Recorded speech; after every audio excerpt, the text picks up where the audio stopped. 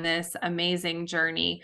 I'm also a 20+ year member of ABWA. I belong to 2 leagues in the Dallas-Fort Worth metro where I live, the Outlook Positive Express Network, otherwise known as Open, and the Charisma Charter Chapter. I'm very happy to be here to support you all and give you some education in our program today. When is the best time to plant a tree? 20 years ago. When is the next best time to plant a tree? Right now. The same thing goes with recruiting and working with establishing a brand in the environment, the city that you live in your community. It's best to start like 20 years ago. But if you haven't started or you have a new business, the best time is absolutely right now. We see a big change in the recruiting and the employment landscape since COVID, and finding and attracting the right talent for your organization is so important. This is going to be an interactive session, so get your cell phones ready because we do have some polls embedded into today's presentation. How do we retain our top performers? Pay competitive salaries, appreciate their work, load them with work so they have no time to apply elsewhere. Well, some of these could be effective strategies in terms of competitive salaries and appreciating your employees, but you have to have more strategy and planning for effective recruitment. So we are going to dive into the session today, and I'd like to know, what type of business are you? To get a feel for the landscape of who is in the presentation today. So get out your phone and you're going to send a message to the number 37607. And in the body of the text message, you're going to type my name, Kella Price, with no spaces. And that will join you into our session today. And then you'll get a confirmation that you've joined the session. And then you can identify what type of business or organization. Are you an entrepreneur and work for yourself? Do you work for another company? Are you in the nonprofit landscape? Are you a student here to learn, or none of the above?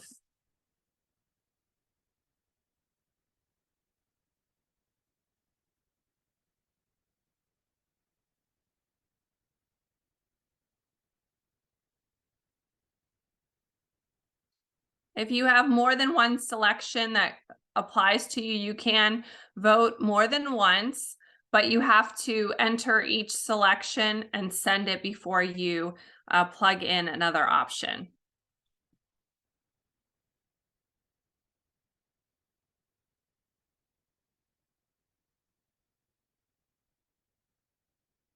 If anyone's having trouble with the options or getting set up, please send me a message in the chat.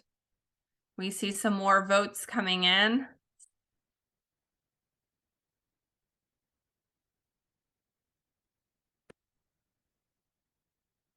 All right.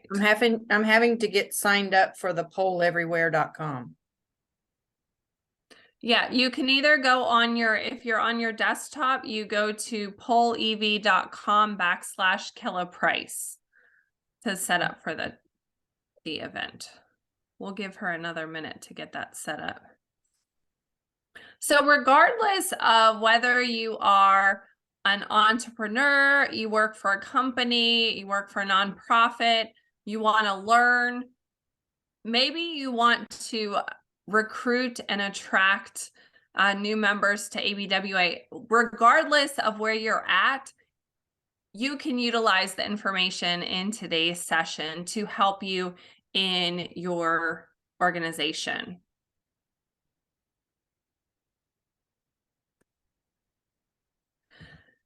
As I mentioned earlier, I am Dr. Kella Price. I'm an author, speaker, and trainer. I have my company, Price Consulting Group, and my background for the last 20 years has been in HR, not only in the retail and restaurant sectors, but also as a consultant for a variety of businesses from the government sector to small business entrepreneurs and large Fortune 500 companies.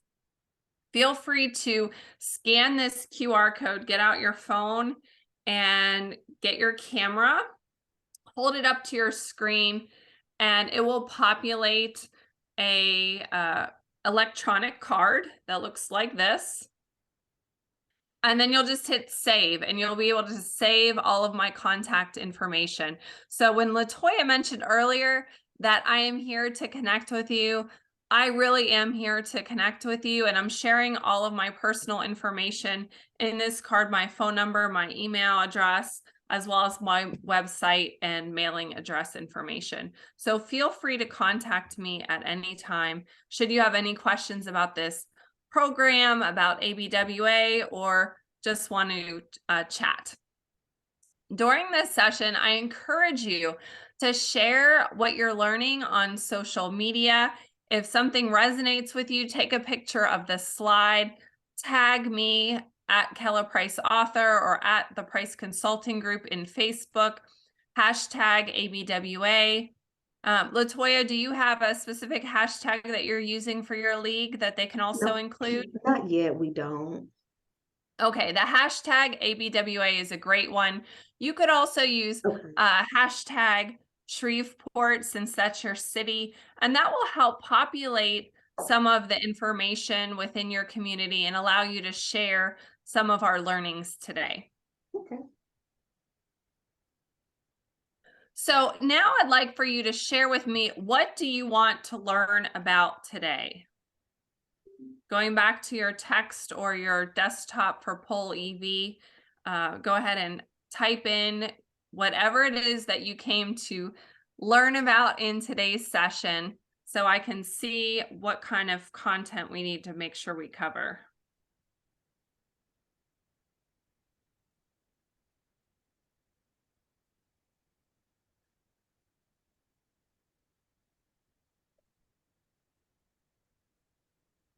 So as you type in your responses, you'll see they're going to create a word cloud on our slide. Recruiting strategy, recruiting members, keeping people motivated, effective strategy.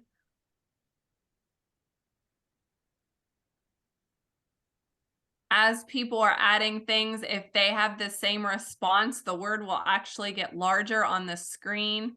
Recruiting members, hiring, training, motivated. These are some great nuggets. My phone just keeps saying that it's waiting for your presentation to start. Are you able to do it on your phone, Tracy, with a text? That is my phone. Oh. It says waiting for Kella Price's presentation to begin. It says you're underway, but just tells me to stay put.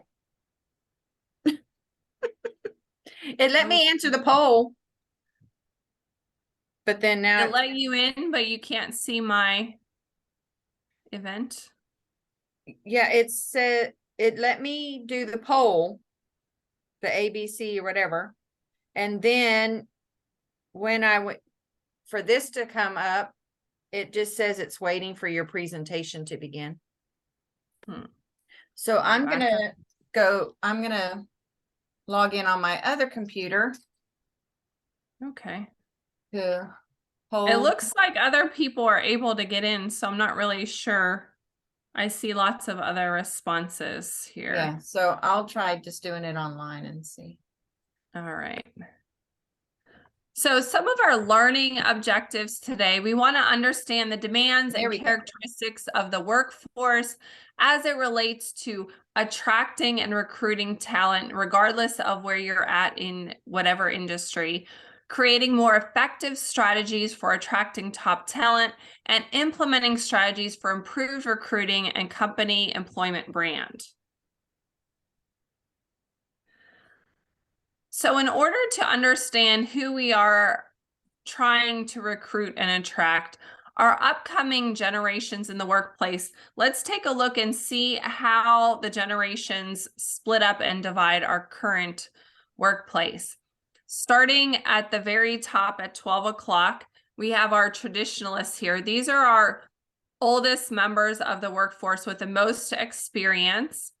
They're only 2% because these are individuals that are over 75 years of age. They're primarily in the workplace because they've had something happen that is either requiring them to work because they can't afford not to, or they're doing it purely for the social or enjoyment factor. Then we have our baby boomers. This is 24.9% of our workforce. A lot of these individuals are working towards retirement or transitioning to part-time or contractor work because they want to focus on enjoying all of the fruits of their efforts over the course of their career at this point. They want time off to spend with grandkids and to travel and do those types of things. Then we have Generation X, that's me. 32.8% of our workforce is our Generation X. Jumping over to our millennials.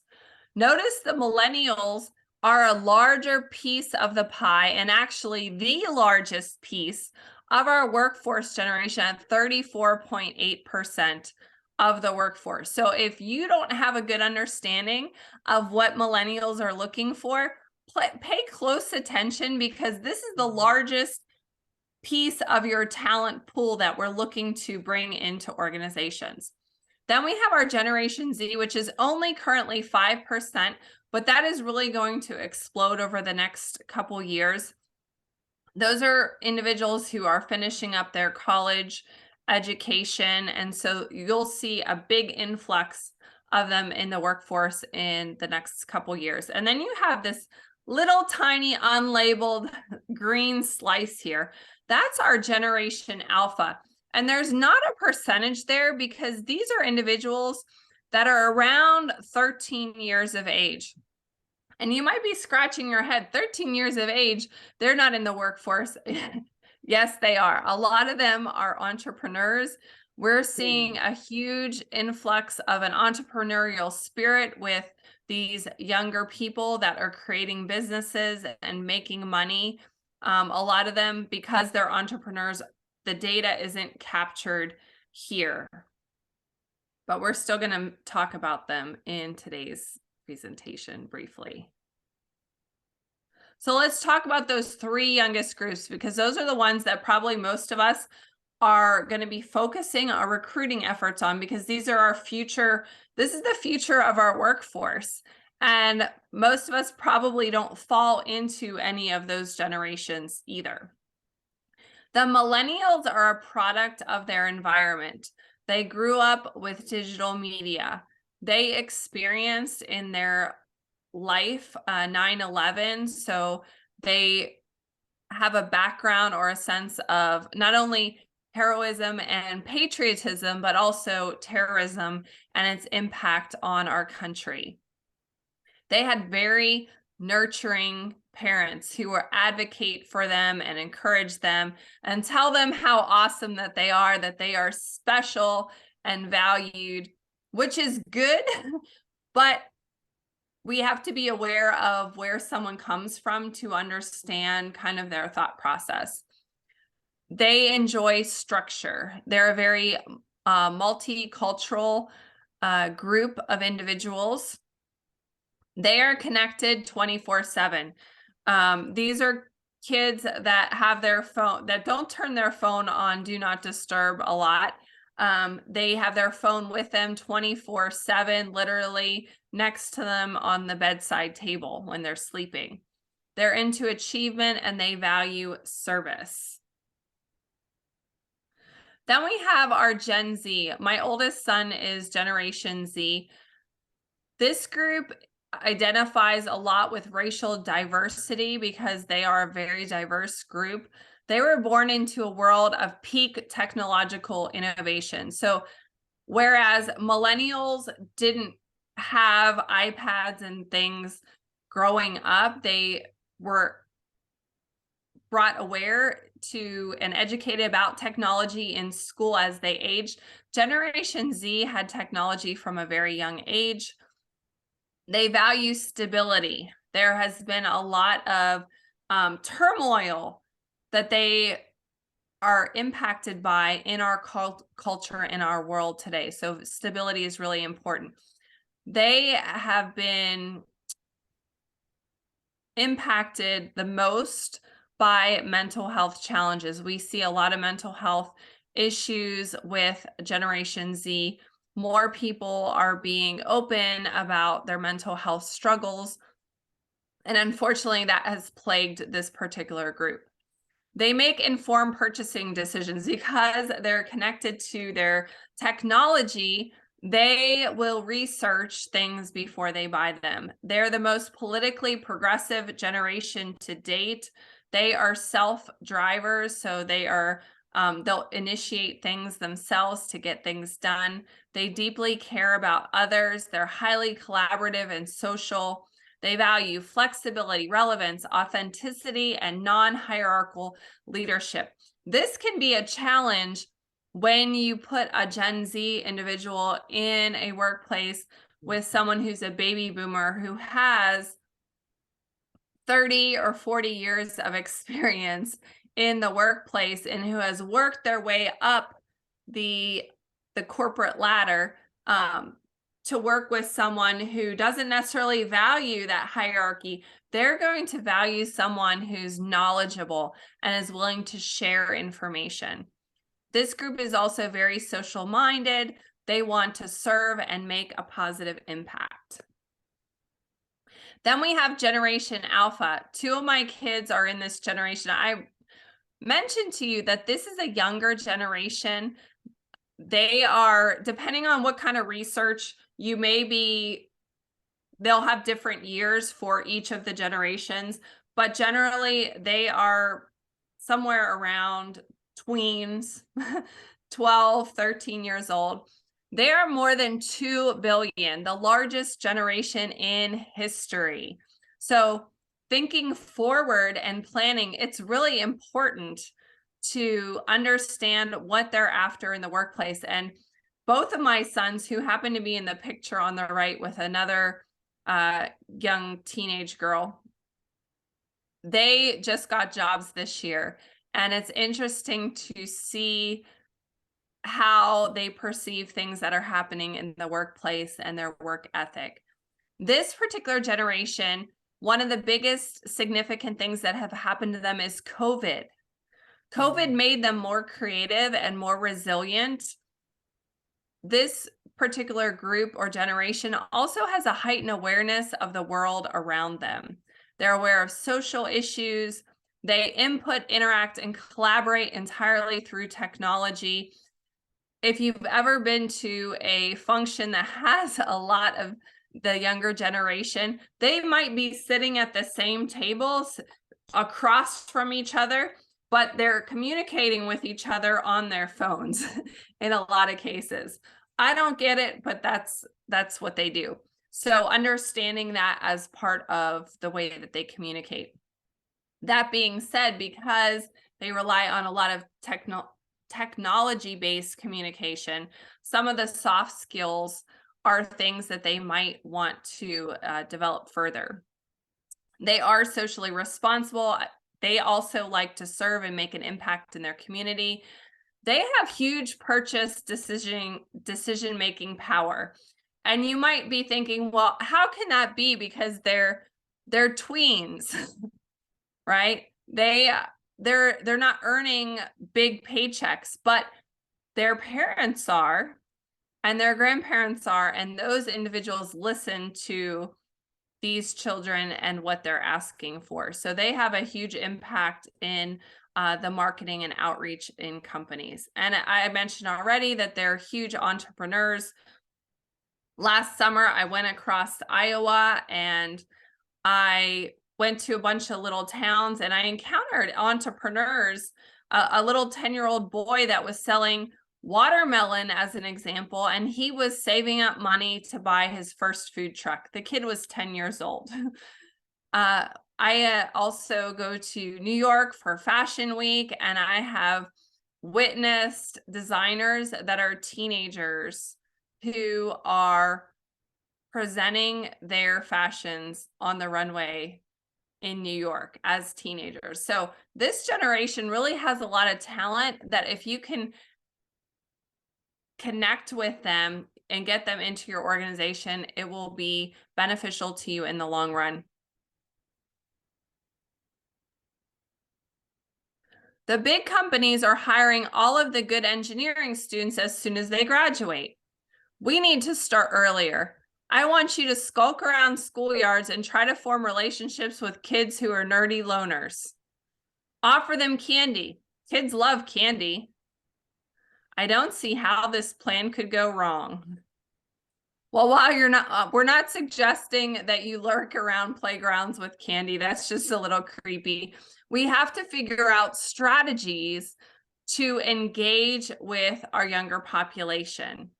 Teach them the skills that they need to thrive in our workplace or our organization, and make that connection or establish that relationship so that when they are ready to seek employment or seek membership, you are the first place that they're going to go.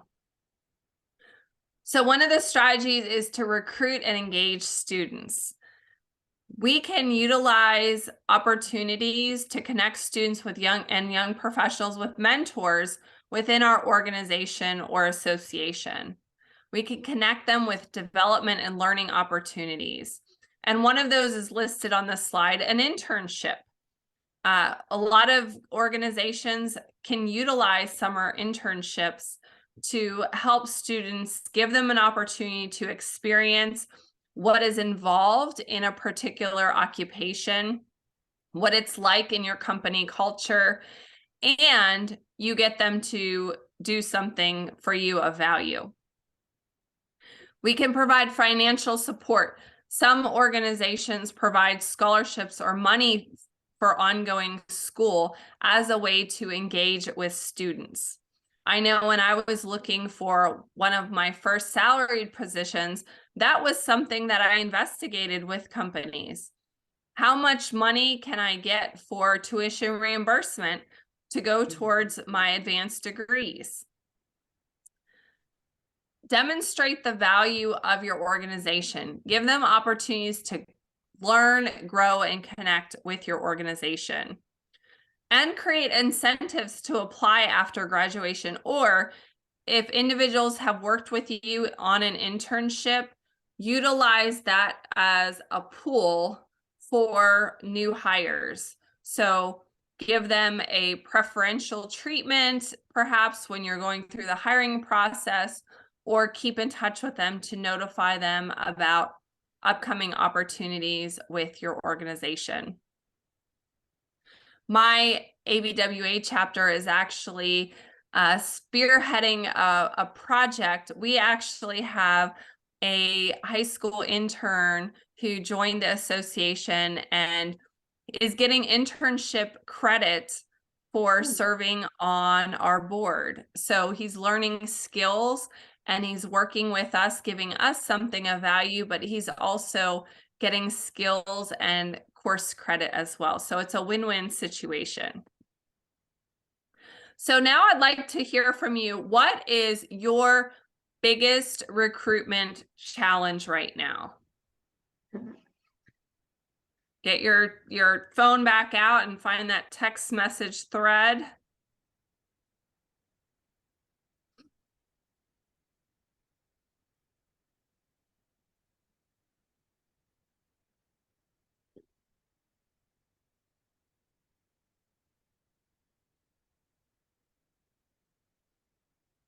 And if you have more than one challenge, certainly you can list more than one. Knowing where to look, commitment, getting qualified applicants, sponsorship candidates. Does that mean finding candidates? I'm assuming.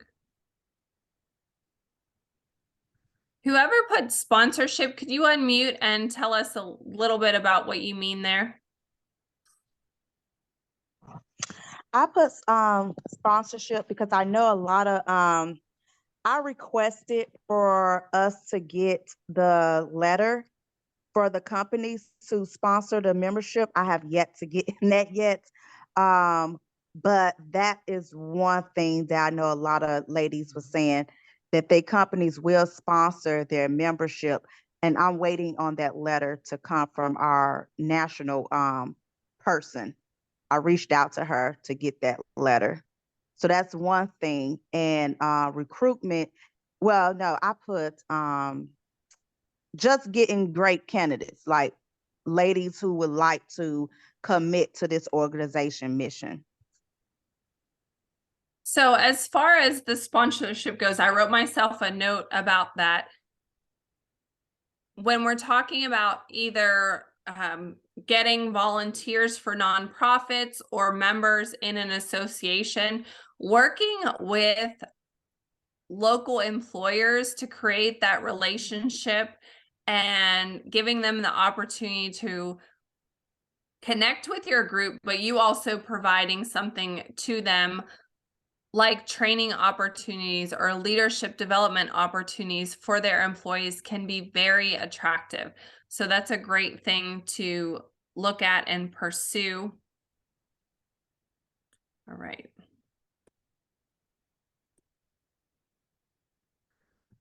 So some of the things that we're going to look at in terms of key elements of finding and attracting talent, we want to make recruiting an ongoing process. We want our recruiting to be agile. We want to capture talent leads and nurture them through the entire process. We want to implement online resources effectively to help us in finding and attracting the talent, building our brand, getting referrals, and make data-driven decisions. So we're going to jump right in there. Recruiting is an ongoing process. It doesn't just happen when you have a need to fill. Now, if you are a volunteer organization or a professional association, you're always recruiting. And recruiting is everybody's job. It's not just an HR person in an organization, or it's not just a membership chair. It's everybody's function. In terms of interacting with someone, the interview should not be the first time you meet a prospective employee. And hopefully, when you have individuals come to your meetings, you are engaging with them, but they've already interacted with you on other platforms. So they kind of have an idea about what your organization stands for before that initial meet. Good people are all around us. I tell people that you just have to look.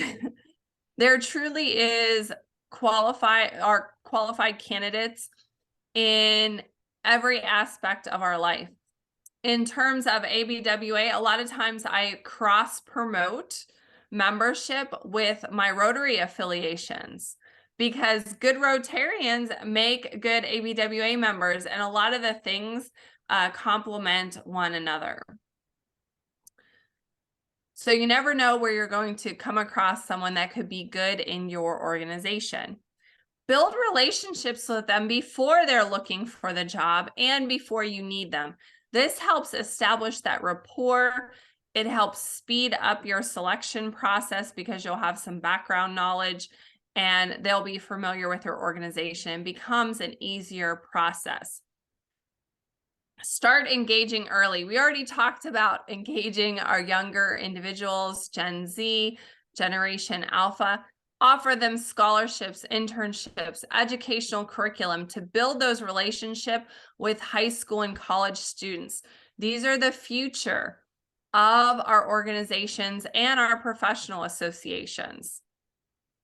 Pay special attention to those who are already in transition or are new to an area or the association. This is where we can create that engagement. Sometimes the local newspapers will have comings and goings. And so when individuals are coming into an area, sometimes they do a press release. This is great to engage them in a volunteer or professional association. You can reach out to them, congratulate them with a letter or offer to meet them, go to their organization. If you find that there's someone in transition, a lot of times when I'm on LinkedIn, I see individuals that I know talking about transitions in their career. This is a great time to reach out to them. I had a friend who used his LinkedIn connections. His job was eliminated and he had 30 days left on the job to wrap everything up. And he had a new role, which was considered a promotion purely through referrals of friends on his LinkedIn network. Because he sent out a note saying that his job was going to be eliminated, and did anyone know of any positions? And entirely through that, he was able to find a new role, which is pretty incredible.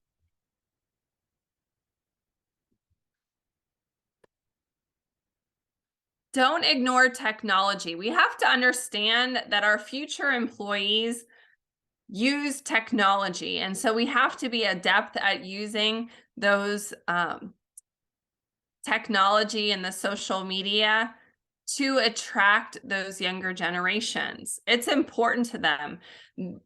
This is where you need to establish a presence where they are in order to attract them. If your association or your organization has no social media presence where the young professionals are hanging out on social media, the chance of them considering joining you are slim to none. So talk to young professionals that you know and see where they're hanging out. See what kind of platforms they're using. A lot of them are on TikTok and Instagram. A lot of them watch YouTube. Do you have a presence in these areas? We want to have agile recruitment, being quick to change, adapt, adjust, and also be speedy in our response from a variety of sources. Taking into consideration the diversity and inclusion piece. I mentioned that a lot of our younger generations are multicultural, they are racially diverse, and they want an association or an organization that looks like them, that accepts them for who they are.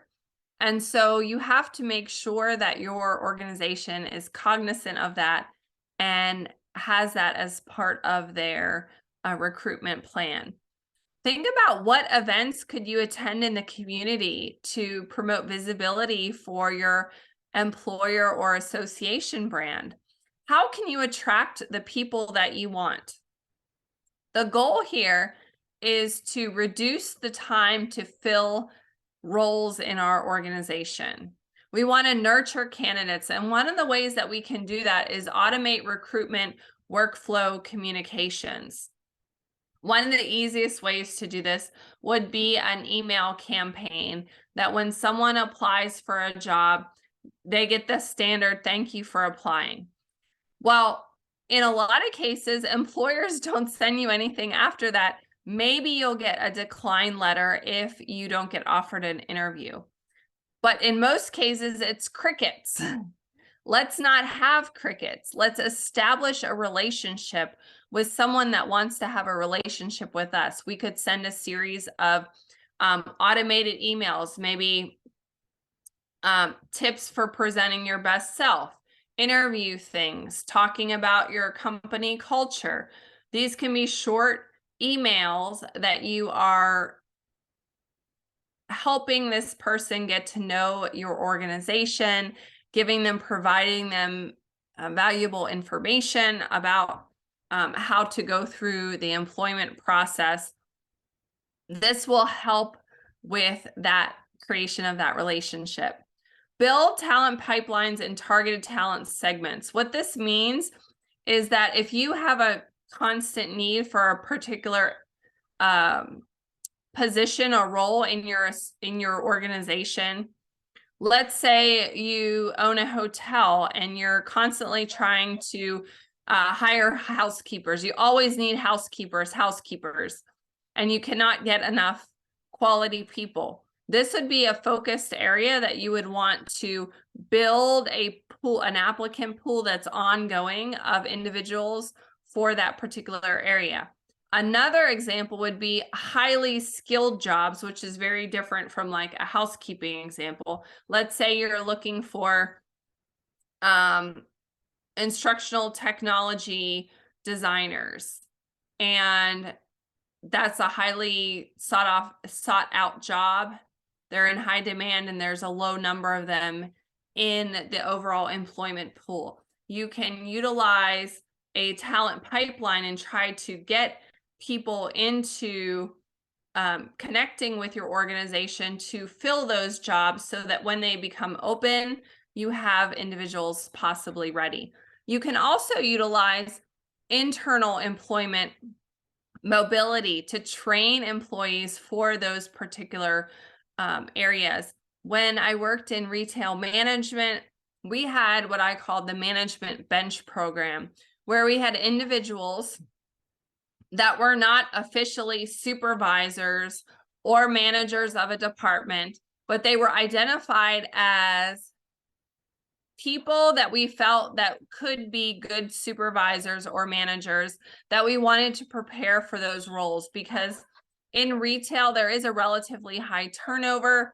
It's a very demanding job, and so we provided these individuals with opportunities to take on some leadership, some accountability, get some training and some responsibilities within the organization to give them a taste of what that management role would look like, but also prepare them so that when we had an opening in the organization, we had a number of candidates that were potential individuals that could fill that role. And that really lessened our time to fill those particular roles. We also can engage alumni, ex-employees, or ex-members for future hiring or future membership. We want to recruit by growing our network. So some of the things that would be best practices here are making sure that you have a job board registration process to get some preliminary information. Name and email really is all you need to start building that relationship with individuals. I mentioned an email, a list of emails that would go out automated to someone, but you could also create a newsletter for prospective employees on a periodic basis to, again, nurture that relationship and grow that rapport with that individual. Keep your website up to date. Post regularly on social media. Use LinkedIn to attract young professionals. A lot of people use LinkedIn to look for jobs and connect with potential employers.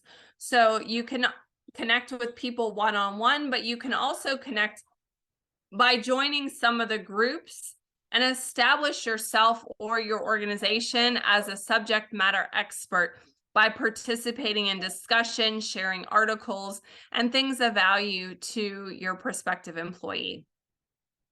Finally, you could cross-market your organization at local events, not just job hiring events, but events where you show a presence in the community. Think back to the slides on the millennials and the Gen Z and the Generation Alpha. They're all focused on service. They want to make an impact in the community. They want to make a difference. And so your organization participating in philanthropic events out in the community is a good way to build visibility and attract that possible employee. Networking is not just about connecting people. It's about connecting people with people, people with ideas, and people with opportunities. This may or may not be in your organization, but being a valuable resource goes a long way to helping build that relationship. We want to capture those talent leads and nurture this, whether we're trying to grow an association or an organization. You should have a careers page on your company website. You can add job alerts that people can sign up for when job openings happen. This is a great way to not only capture their email information, but push out those job openings to them regularly so that you can fill those jobs more quickly. You can also use chatbots and auto messaging. This is a huge trend in social media and using that artificial intelligence to help communicate with your end user. The benefit for this, for me as an entrepreneur, when someone sends an application or messages me on one of my sites, I can have populated messages that they get back. So in essence, they're making a connection with me, even though I'm not responding immediately. Remember that a lot of the young people have their phones with them 24/7. So they're expecting a response like pretty quick. And if you are not able to give that response that quickly, auto messaging can be a huge benefit for you. In terms of professional associations and also nonprofits, auto messaging can be great to let us know about opportunities, remind about important things happening, like the ABWA social tonight is a great networking. Sending out an auto message to your mailing list or a text message to those individuals is a great way to communicate with them. Focus on nurturing, but eventually converting them to new employees. Again, it's about establishing relationships. Providing visibility through email newsletters or other communication. Building your brand with great content. Your organization shouldn't just be about sending job leads out or sending out sales messages, because that's very, that can be perceived as very negative by your end user. We want to add things of value. So limiting the amount of sales messages or propaganda and providing information and things of value are more important. Tell people what you're looking for in a great employee. It doesn't have to be a secret. If you don't hire someone because they're lacking experience and the person you selected had 3 years of experience more than this individual, or they had a skill set that the employee you didn't hire didn't have, tell that person that you didn't hire, hey, the candidate we selected has this specialty certificate that you didn't have and a couple more years of experience. We would love to have you apply again for a future role. I would recommend that you go out and try to obtain these certifications and this experience and come back and see us. People will respect that honesty and that candor that you provide them. Build connections with passive job seekers. There are tons of people out there that are passive job seekers, meaning that they are gainfully employed and they're not actively looking for a new job. But if the right opportunity came around, they're out. They're going to come and join that opportunity.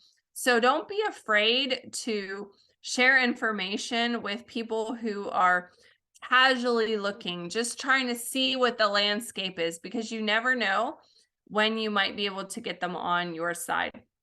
This is especially important if you have a job that the talent pool is very small and there's not a lot of qualified applicants, because in that case, the qualified applicants are most likely employed already. You don't necessarily want the ones that are not employed because they're not employed for a reason. You want the individuals that are gainfully employed because those are the best ones. Nurture those relationships with the rejected candidates. Again, feel free to share information, invite them to internships or invite them to training opportunities, or recommend where they can go to get the training that they need. Keep in mind that over 60% of job seekers have had a negative candidate experience, and 72% of those decided to tell people about it. So when they decide to tell someone about that negative experience, that's bad press for you. And if you think back to a bad experience that you had, maybe it was a customer service experience, not necessarily looking for a job. How many people did you tell if you had a bad experience? Now, think about a good experience that you had. Did you tell the same number of people? Most people are going to answer no. We're more likely to vocalize when we are dissatisfied, and we don't want that bad press for our organization. So we want to encourage people to nurture and have a good experience from start to finish. Now, what does this look like if you're looking for volunteers for a nonprofit, or you're looking for members in an association? Having a good experience from the time they go on your website to maybe they text message or emailed someone or gave someone a phone call to, did someone welcome them at the meeting or at the program? What was the follow-up experience like? Was it pushy sales, like you have to volunteer for us, we really need you? Or was it asking them and taking time to find out about them and what they wanted to get out of this situation? 83% of candidates emphasize that negative experience can hurt their perceptions of an employer. Think about reviews. There's reviews for everything, and there's reviews online for employers. If you have if you work for a company that has a reasonable amount of employees, you probably have a review on sites like Glassdoor, where people give feedback about their employment experience. But think about reviews when you go to buy a product. You look at the reviews, right? You look at the reviews on Amazon. Do you know the people that wrote the reviews? No, you don't. But do you trust that what the review says is pretty accurate, right? You make a purchase decision. The same thing happens